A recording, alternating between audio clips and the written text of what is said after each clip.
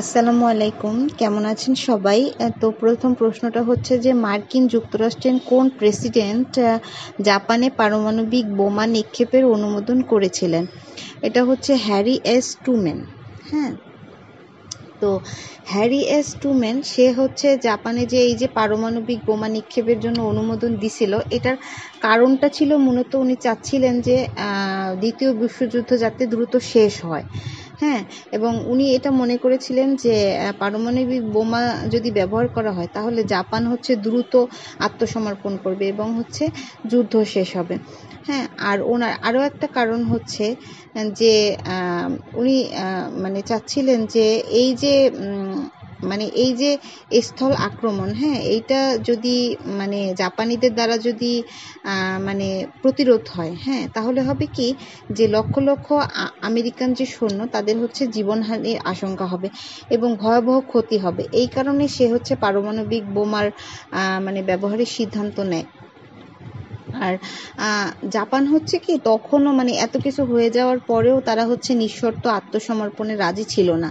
হ্যাঁ, এবং তাদের শর্ত ছিল যে তারা হচ্ছে মানে সম্রাটকে রাখতে চাইছিল এবং নিজেদের যুদ্ধ বিচার পরিচালনা করতে চাইছিল। এই কারণে এই বোমা হামলা, হ্যাঁ, এই বোমা হামলার কারণেই দেখা গেছে যে তারা এই অবস্থান থেকে সরে আসতে হয়তো বাধ্য হতে পারে। এই চিন্তা করে তাদেরকে হচ্ছে মানে এই মানে উনি হচ্ছে এই বোমা নিক্ষেপের অনুমোদন দিছিলেন।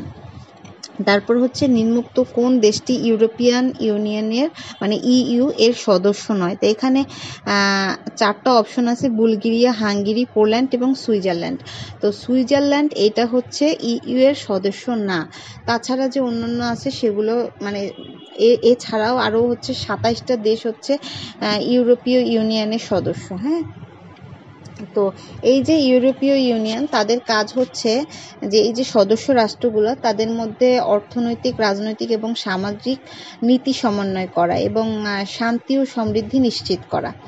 হ্যাঁ, তারপর হচ্ছে ডেমোগ্রাফিক ডিভাইডেড বলতে কি বোঝায়? তো ডেমোগ্রাফিক এই শব্দটার অর্থ হচ্ছে জনসংখ্যা বিষয়ক এরকম, আর ডিভিডেন্ড শব্দটার অর্থ হচ্ছে লভ্যাংশ। তো একসাথে যেটা বোঝায় যে এই যে ডেমোগ্রাফিক ডিভিডেন্ড এটা হচ্ছে দেশের মানে যখন একটা দেশের কর্মক্ষম জনসংখ্যা বলতে বোঝা হচ্ছে 15 থেকে 64 বছর। হ্যাঁ, এই সংখ্যাটা যখন নির্ভরশীল জনসংখ্যা মানে শিশু এবং বয়স্ক যারা কোনো কাজ করে না, হ্যাঁ, তাদের থেকে যখন বেশি থাকে মানে কর্মক্ষম জনসংখ্যাটা যখন এই নির্ভরশীল জনসংখ্যার থেকে বেশি থাকে, এটাকে বলা হয় হচ্ছে ডেমোগ্রাফিক ডিভিডেন্ড। হ্যাঁ, তখন এখানে যেমন লেখা আছে যে কর্মক্ষম জনগোষ্ঠীর অনুপাত বৃদ্ধি মানে এই জনগোষ্ঠীটা বেশি থাকবে। তারপর হচ্ছে হালিমা ইয়াকুব কোন দেশের রাষ্ট্রপতি ছিলেন? ইনি হচ্ছে সিঙ্গাপুরের মানে রাষ্ট্রপতি ছিলেন। আর উনি হচ্ছে 2017 থেকে 23 সাল পর্যন্ত সিঙ্গাপুরের 8ম রাষ্ট্রপতি ছিলেন এবং 2017 সালে হচ্ছে সে রাষ্ট্রপতি নির্বাচনে আর কি বিনা প্রতিদ্বন্দ্বিতায় নির্বাচিত হয়েছিল।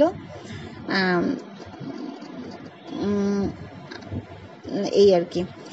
তারপরে হচ্ছে নিম্নোক্ত কোন ভারতীয় রাজ্যের বাংলাদেশের সাথে কোনো ভূমি সীমানা নাই? এটা হচ্ছে নাগাল্যান্ড। হ্যাঁ, তো আরও যে অপশনগুলো ছিল যেমন ভারতের সাথে বাংলাদেশের অনেকগুলাই মানে সীমানা আছে, যেমন আসাম, এরকম আরও কয়েকটা আছে, মিজোরাম। হ্যাঁ, তো সেগুলো অপশন হিসেবে ছিল আর নাগাল্যান্ডটাই মানে ছিল না। এটাই হচ্ছে কি উত্তর, যে নাগাল্যান্ডের সাথে হচ্ছে বাংলাদেশের কোনো ভূমি সীমানা নেই। তো আশা করছি সবার ভালো লেগেছে, সবাই ভালো থাকবেন। আল্লাহ হাফেজ।